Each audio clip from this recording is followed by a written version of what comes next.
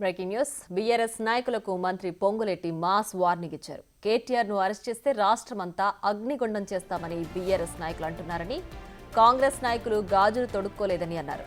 అక్రమంగా సంపాదించిన 1,00,000 కోట్లతో నియోజకవర్గానికి 2 కోట్ల రూపాయల చొప్పున పంపి అగ్నిగుండం చేస్తామంటున్నారని ఆరోపించారు.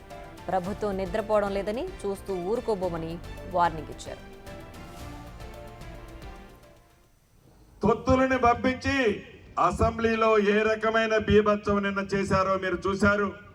దళితుడని కూడా చూడకుండా స్పీకర్ గారి మీద ఎలా ఆ పుస్తకాలు ఇసిరేశారో ప్రత్యక్షంగా మీరు అందరూ టీవీల్లో చూశారు. వాళ్ళకి ఇష్టం లేదు, కొత్త చట్టం తేటం వాళ్ళకి ఇష్టం లేదు. పాత చట్టంతోనే ఉంటే వాళ్ళు దోచుకున్న లక్షలాది భూముల ఎకరాలు కాపాడుకోవాలి అంటే కొత్త చట్టం వస్తే ఆ భాగోతం బయటపడుతుందని, ఏదో ఒక కేసు మీద చర్చించాలని దానికోసం పెద్ద గలాట అసెంబ్లీలో చేశారు. రాష్ట్ర ప్రజలంతా చూశారు. గతంలో 2 సార్లు బుద్ధి చెప్పారు, అయినా సిగ్గురాలే.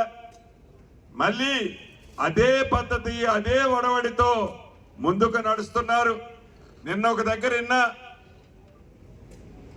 కేటీఆర్ని అరెస్ట్ చేస్తే రాష్ట్రమంతా అగ్నిగుండం అవుద్దట. ఎందుకు అగ్నిగుండం అవుద్దో, ఎందుకు అగ్నిగుండం చేయాలి అనుకుంటున్నారో నాకు ఇప్పటికీ అర్థం కాల.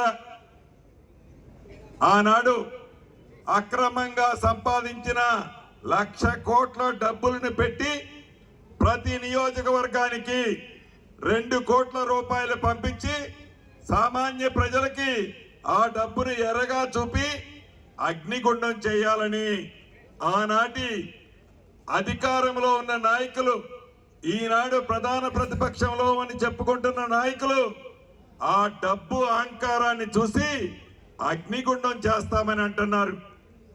ప్రభుత్వం ఏమి నిద్రపోతూ ఉండదు. కాంగ్రెస్ శ్రేణులేమి గాజులు తొడిగించుకొని లేరు. అగ్నిగుండం చేస్తే ప్రజల్లో ప్రతి దానికి గతంలో 2 సార్లు బుద్ధి చెప్పారు, మళ్ళీ బుద్ధి చెప్తారని కూడా ఈ వేదిక మీద నుంచి వారికి తెలియదు.